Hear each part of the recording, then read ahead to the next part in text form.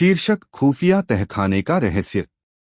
शहर के किनारे बसा छोटा सा गांव सुदर्शनपुर अपनी शांति और पुराने रहस्यों के लिए जाना जाता था। गांव के बीचों बीच एक पुरानी हवेली खड़ी थी जिसे लोग भूतिया हवेली कहते थे।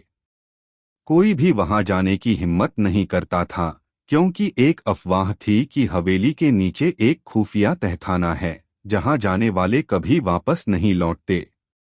आदित्य, मनीषा और रोहन, तीन दोस्त, हमेशा रोमांचक कहानियों के पीछे भागते थे। गांव के लोग चाहे कुछ भी कहें, उन्हें हवेली की सच्चाई जानने की बहुत उत्सुकता थी। एक दिन मनीषा ने सबको एक योजना सुझाई। क्या तुम लोग हवेली के बारे में सच जानने के लिए तैयार हो? मनीषा ने अपनी आंखों में चमक लिए कहा। रोहन थोड़ा हिचकिचाया। तुम्हें पता है, लोग कहते हैं वहां बहुत खतरा है। आदित्य ने मुस्कराते हुए कहा, खतरे के बिना मजा कहाँ? चलो देखते हैं। तीनों ने तय किया कि वे अगले दिन दोपहर के समय हवेली में घुसेंगे, जब गांव में सब अपने कामों में व्यस्त होंगे। अगले दिन वे अपने बैग्स में टॉर्च और रस्सी लेकर हवेली की तरफ बढ़े। हवेली बाहर से बहुत पुरानी और टूटी फूटी दिख रही थी। बड़ी बड़ी खिड़कियां धूल और मकड़ी के जालों से ढकी हुई थीं। दरवाजा जरा सा खुला हुआ था। तीनों ने धीरे से अंदर कदम रखा। अंदर घुसते ही एक अजीब सी ठंडक ने उन्हें घेर लिया। पुरानी लकड़ियों की चरमराहट सुनाई दे रही थी। चारों ओर अंधेरा था, केवल उनकी टॉर्च की रोशनी में धुंधले साए नजर आ रहे थे। मनीषा ने चारों तरफ देखा और कहा, तहखाना नीचे होगा। हमें नीचे का रास्ता ढूंढना होगा। थोड़ी देर तक घूमने के बाद उन्हें एक पुराने फर्श के नीचे एक गुप्त दरवाजा दिखाई दिया।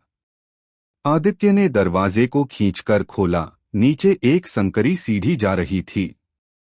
शायद यही वो खुफिया तहखाना है, आदित्य ने कहा। सीढ़ियां बहुत पुरानी थीं और हर कदम के साथ उनकी आवाज गूंज रही थी। जैसे ही वे नीचे पहुंचे, उन्होंने देखा कि तहखाना बहुत बड़ा और खाली था।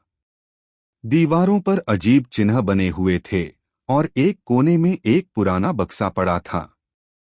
बक्सा धूल से ढका हुआ था, लेकिन उस पर एक रहस्यमय ताला लगा था। रोहन ने डरते हुए कहा, हमें ये ताला खोलना चाहिए। अगर कुछ बुरा हुआ तो? मनीषा ने कहा, हम इतनी दूर आ चुके हैं, अब पीछे नहीं हट सकते। आदित्य ने अपने बैग से एक छोटे उपकरण निकालकर ताले को खोलने की कोशिश की।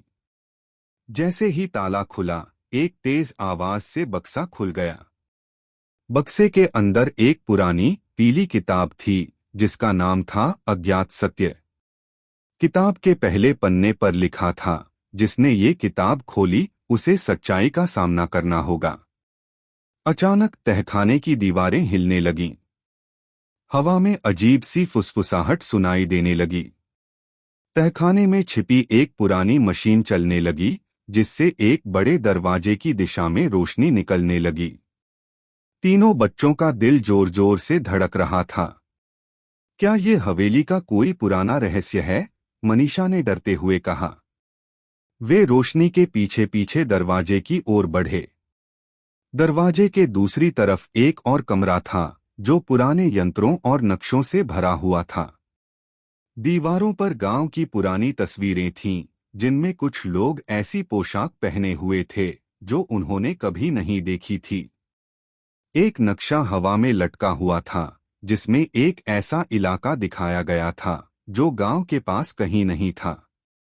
रोहन ने धीमी आवाज में कहा, शायद ये गांव के इतिहास से जुड़ा कोई रहस्य है। अचानक हवेली की पुरानी घड़ी की टन-टन की आवाज ने उनकी तंद्रा तोड़ी। उन्होंने समझ लिया कि उन्हें अब वापस जाना चाहिए। चलो, अब हमें यहां से निकलना चाहिए, आदित्य ने कहा। तीनों जल्द से जल्द तहखाने से बाहर निकले और गांव की ओर भागे। वे जानते थे कि उन्होंने एक ऐसा रहस्य खोजा है जिसे दुनिया के सामने लाना बहुत जरूरी था। जब वे गांव में वापस पहुंचे तो हवेली की ओर देखते हुए मनीषा ने कहा, शायद ये सिर्फ शुरुआत है। आदित्य ने मुस्कुराते हुए जवाब दिया, हाँ, और हम इसे खत्म करने के लिए तैयार हैं। और इस तरह तीनों दोस्तों ने एक नए रोमांचक सफर की शुरुआत की, जहां हर कदम पर नए रहस्यों का इंतजार था।